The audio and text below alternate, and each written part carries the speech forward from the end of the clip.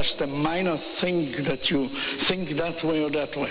If we don't realize how we learn, how we adjust, what our nervous system does in order to learn, and that we are the only animal that comes to the world without a phylogenetic organization of the brain, but it must be ontogenetically. Everyone in his own experience learns a language. Everybody in his own experience learns to walk. Everybody in his own experience must do that. You can't do it otherwise. Therefore, we have an extraordinary liberty of making connections, of learning from the environment. Now, if you come to think of it, to ask you a question, think 1 second, think 5 minutes and see whether you can find an answer. What for has nature, God, or evolution made a nervous system? Most people, until 2 centuries ago, 3 centuries ago, and the many billions of people, of animals now in the world, don't know that they have a nervous system. They know that they have a leg because they can hurt it and they can work with it. They know that they have eyes, they can get blind. But who on earth wants a nervous system? Otherwise we don't know it. So the nervous system is there in order that we should not know that we have one. And that's why we grow and we don't know that we have one. So long as we have no trouble, we don't know. Now, when we come to that, we come to the major important thing. What did we say of learning and how do we do it? With what sort of means? Everybody knows that you can learn music, you can learn mathematics, you can learn dancing, you can learn, and some treatments are even made to work, to music, to dance, to whatever you like. It's possible. You can treat people to breathing, you can treat people to applying their hands to do something. You can do that. But the most general thing whereby people can learn is the most important cue to life. The most important cue to life is action, movement. Movement is general. There's no human being alive who doesn't move, who can't move. And there's no animal who can't move. As soon as it can't move, it's dead. Move in most general way, breathing, moving, being upright. And you will see how this thing goes on. If you keep on just following the thing, you will see that it's a new world and enabling the next generation to be infinitely superior to the one we are now. They will look at us as we look at the Middle Ages, as backward people. And that is this.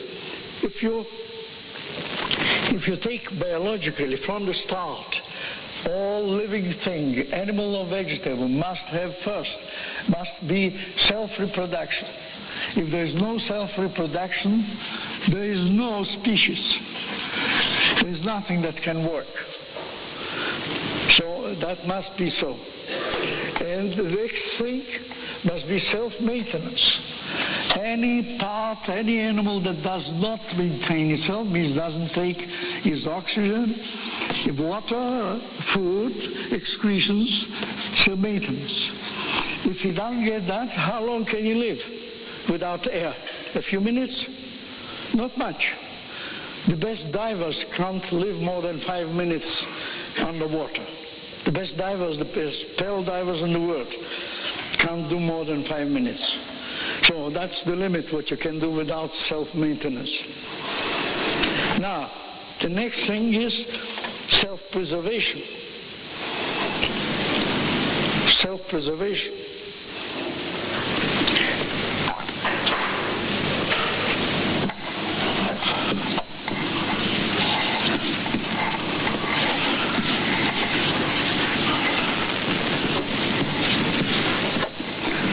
And of course that means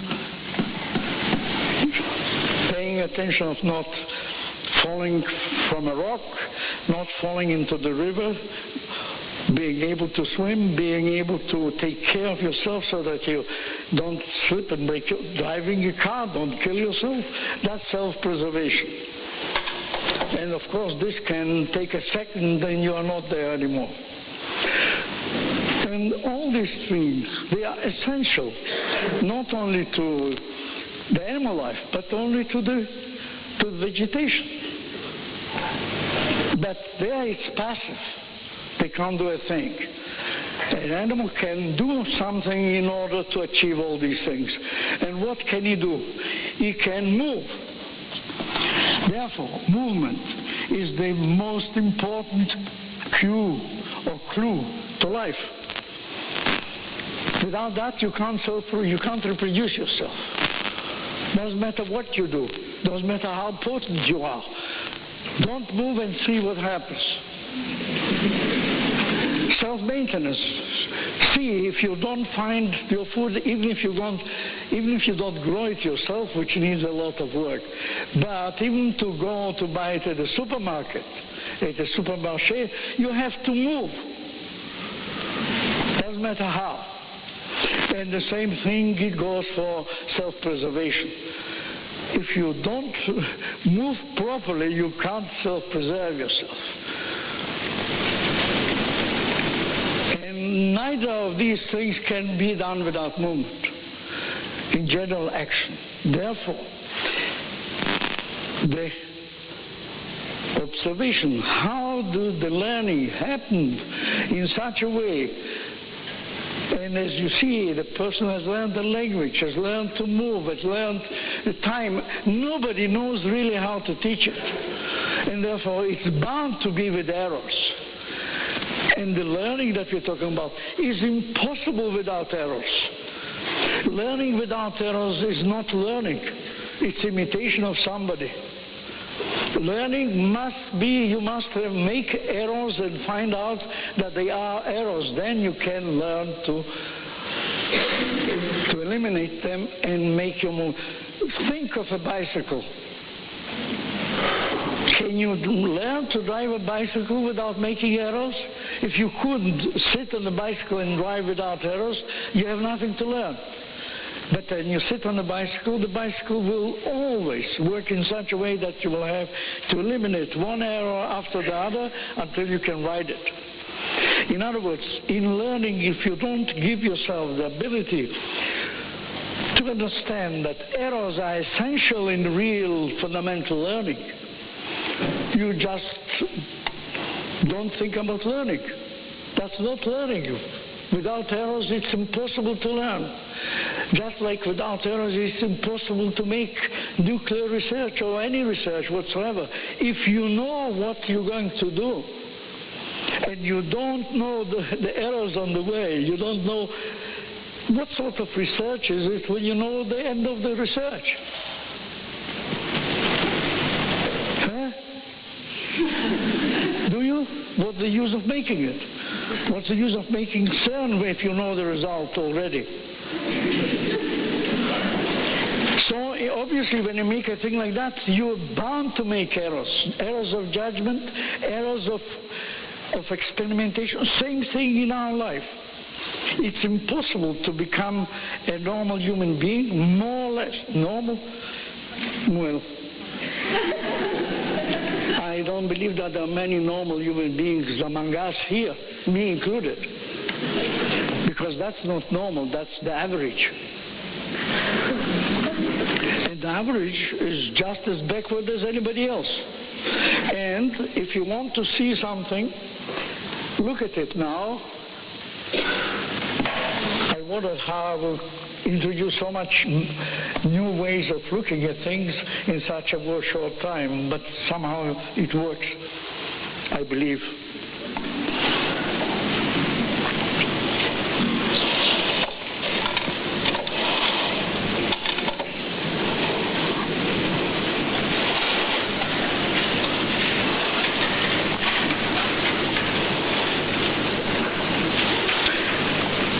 See how we get over from these things to more concrete things in our lives. How do I know to stand? How do you know to stand? You couldn't when you were born. You couldn't for the first year. You could only crawl. How did you get to stand? And how do we stand today? And how do I know? And if you look a little bit to yourself, how we got from the movement, how we got to be able to stand, and moreover,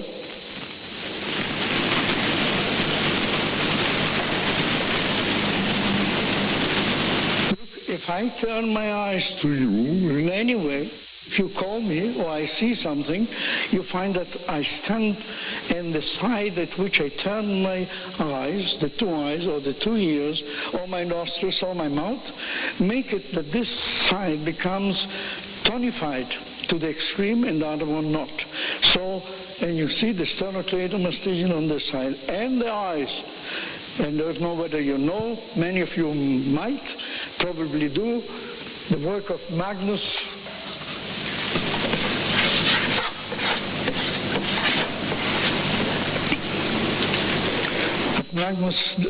of the University of Utrecht, who showed the writing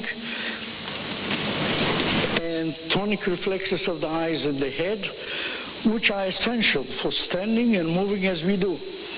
In other words, when I turn my eyes to see somebody, I find this side, you see, gets tonified and the other one toneless, so that I can turn and remove the asymmetry of the eyes and the neck, and that reestablishes equal tonus on both sides. Therefore, you can find that if we learn all that is learned, and it's so complex, and nobody knows actually what they teach the children. They just let them grow and teach them by example or somewhere. And errors are committed all the way along. And the errors, nobody actually knows about them until the people are grown up and they go themselves to seek some sort of help from a psychotherapist of a sort, or acupuncture, or whatever it is. And then, of course, the whole thing, they take the human being as it is already there and believe that now, if they got that thing and they will do this or that, it will change something really fundamentally. Yeah? That is correct with a car. That is correct with a bicycle. But it's not correct with the human brain that has, from the start, from the initiate, from conception, has had to form and learn from the environment to make his own ontogenetic, his own personal connection, so that in the same family, from the same parents, 4 children are not the same. They are not the same because of what? Their DNA is practically the same. Everything is the same except what? Their personal experience. And in the human species, the learning is the most important personal experience for anybody.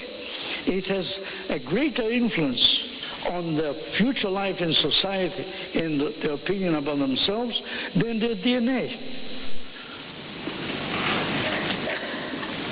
But, of course, the first 3 years of the learning that we talked about, not academic learning, forming their person. Now, we find then when they grow up and they have no ability to enjoy life the way they would like to have it, surely there's a means of having a look. How did they learn to work in this world and find out which are the errors they have committed and which are the errors they have not corrected, and which are the compulsive sort of attitudes they have in which they have no say. The human prerogative is that he has a choice. Human learning in itself is that they have the ability of doing the same thing in at least 3 different ways. That's the minimum. Because if you have you have only one way, then it's compulsive with it. Whatever you do, it's the same thing. You have no other choice. Whether you want it or not, it's a compulsive attitude. It's a compulsive act. Now, the next one, which is common to all animals and to everybody, is Two choices, yes or no. You do it or you don't. That's a two choice. That's every animal. Every medusa has that choice, to move or not to move, to do or not to do.